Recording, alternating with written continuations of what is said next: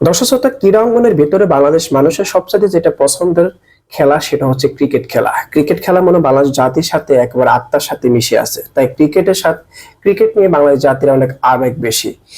যে আবেগ এতদিন পর্যন্ত কোনো কাজেই আসতে পারলো না। কিছু মানুষের পছন্দের বা কোটাধারী খেলোয়াড়ের কারণে বাংলাদেশের ক্রিকেট টিম কোনোভাবে উন্নতি করতে পারলেন না। এবার ক্রিকেটে যেসব সংস্কার চেয়ে বসেছেন বাংলাদেশের cricket player opening batsman Enamul Haque Bijoy. প্রধানমন্ত্রী শেখ হাসিনার পদত্যাগের পর নড়ে বসেছে বাংলাদেশ ক্রিকেট ক্রীড়াঙ্গন। বিসিবিতে পরিবর্তনের জোর দাবি উঠেছে। বাংলাদেশের জনপ্রিয় খেলা ক্রিকেটও সংস্কার দাবি তুলেছেন জাতীয় দলের ক্রিকেটাররা। ক্রিকেট সংস্কার চেয়ে বৃহস্পতিবার মিরপুরে গণমাধ্যমের সঙ্গে কথা বলেছেন এনামুল হক বিজয়। এবং তিনি কি সংস্কার চেয়েছেন, যেটা আসলে আমাদের মনের কথা ভাই। এতদিন পর্যন্ত কোটাধারী কিছু বিসিবি বোর্ড পুরা ভোটটাকে দখল করে রেখেছে বলতে গেলে। এখন একে একে সবাই পদত্যাগ করতেছেন এবং যোগ্য ব্যক্তিদেরকে সেখানে বসানোর দাবি, সময়ের দাবি। তৃণমূল পর্যায়ে থেকে ক্রিকেট ঢেলে সাজানোর ব্যাপারে বিজয় বলেন, সামনে আমরা কতটুকু পাবো বা আগে কতটুকু পেরেছি এসব নিয়ে চিন্তা করার চেয়ে বর্তমান নিয়ে থাকাটা জরুরি। ক্রিকেটে শুধু একক কোনো ক্রিকেটার কথা দিয়ে পরিচালিত হয় না। এখানে আপনারা থাকবেন, সিনিয়ররা থাকবে, নিচের মানুষ থাকবে। এবং আমি মনে করি ক্রিকেটটাকে উন্নতি করতে হলে তৃণমূল পর্যায় থেকে শুরু করতে হয়, সেটার ফল আমরা পাই। হ্যাঁ, কথাটা আসলে সত্য। বাংলাদেশের বাস্তবের পক্ষে যেটা ঘটে, চেহারা সুন্দর হলে বা বড় লোকের কোনো পোলাপাইন হলে আপনার এবং তাদের পকেট চাপানি খাওয়ার খরচ দেওয়ার মতো হলে তাদেরকে দল অটোমেটিক চয়েস হয়ে যায়, বা আত্মীয় হলে অটোমেটিক কোটা তারা চয়েস হয়ে যায়। বিজয় আরো বলেন, আমরা মনে হয় তৃণমূল পর্যায়টা মজবুত করা জরুরি। সেটা দল নির্বাচন হতে পারে, উইকেট হতে পারে, আর্থিক হতে পারে, অনুপ্রেরণা হতে পারে, চিকিৎসা হতে পারে, সুবিধা হতে পারে।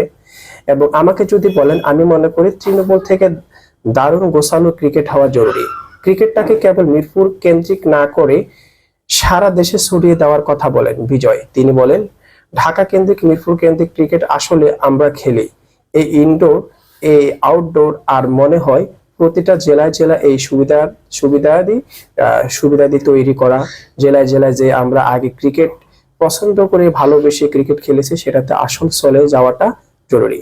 তাহলে ভালোবাসা থেকে ক্রিকেটটা শুরু হবে, যেটা আসলে ভবিষ্যতে ভালো কিছু হবে। হ্যাঁ, বাস্তবিক পক্ষে আপনারা দেখেছেন, যেমন ভারতীয় ক্রিকেটের দিকে যদি আপনার তাকান, যেসব প্লেয়াররা আপনার তৃণমূল থেকে কিন্তু তারা উঠে আসে, যেসব প্লেয়াররা আসলে ভালো করতেছে, সেখানে কোনো তাদের দিল্লি কেন্দ্রিক আপনার নরেন্দ্র মোদী আহমেদাবাদ স্টেডিয়াম থেকে কিন্তু খেলাটা শুরু হয় না। যারা রেগুলারলি আপনার নরেন্দ্র মোদী আহমেদাবাদ স্টেডিয়ামে তারা খেলা করে, তাদেরকে কিন্তু ক্রিকেটে আপনার চান্স দেওয়া হয় না। তৃণমূল পর্যায় থেকে যে শুরু থেকে শেষ পর্যন্ত ভালো করে এসেছে, লড়াই করে, সংগ্রাম করে, বিভিন্ন, কেউ হয়তো মুম্বাই তৃণমূল পর্যায় থেকে এসেছে, কেউ হয়তো কলকাতা থেকে এসেছে, কেউ হয়তো গুজরাট থেকে এসেছে, বিভিন্ন প্রদেশ থেকে লড়াই করে, সংগ্রাম করে ভালো ক্রিকেট খেলে তারা জাতীয় দলের চান্স পেয়েছে। আর আসলে বিজয়ের কথা ধারা যেটা বোঝা গেছে, যে আসলে আমরা মিরপুর কেন্দ্রিক হয়ে গেছে, ঢাকা কেন্দ্রিক হয়ে গেছে, যে ঢাকার ছেলেরা ক্রিকেট খেলবে, জাতীয় দলের চান্স পাবে, বা মিরপুর স্টেডিয়ামে তারা খেলার জন্য বা ভালো কোচ পাবে, সেখান থেকে তারা চান্স পাবে। আসলে পুরো বাংলাদেশে অনেক অভিজ্ঞ ব্যাটসম্যান আছে, খুঁজে গেলে আমাদের সোনার ছেলেরা আছে, যাদেরকে তাদের অভিজ্ঞতার কোনো মূল্যায়ন করা হয় না। সেটাই জন্য এনামুল হক বিজয় সুন্দর একটি কথা বলেছেন।